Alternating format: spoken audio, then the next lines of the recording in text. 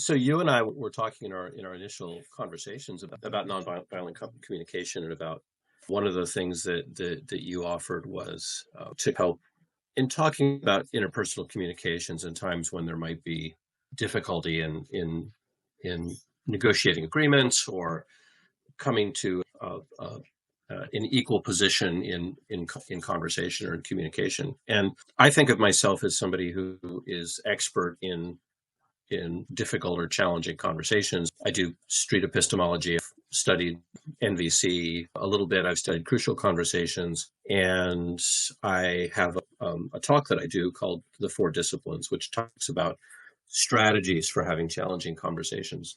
And I came upon a situation at work a few months ago. Could you tell me what a Yeah, challenging conversation is before we get into that? What is a challenging sure. one for you? So the way I Wh- describe it in How you the define it? talk is, it's a conversation where stakes are high, emotions are involved, and usually where there's some kind of conflict.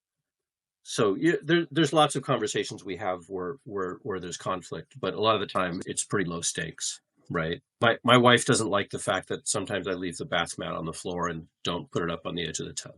That comes up pretty frequently. There's emotions involved, but the stakes are pretty low. Oh, I'm sorry, I'll go fix that. There are other things that are more high stakes. Talking Well, about the and couple, talking about having children, right? Whether or not to have children, right? That's a very high stakes conversation, and could be the possibility of misalignment is high, right? I think when you say the stakes are low, when you're talking about your romantic partner, wife, etc., I think there's always the potential of the relationship itself is a part of that. So if this is not solved in a reasonable way, that can be at risk too. So there's the immediate risk and then potential things that affect it.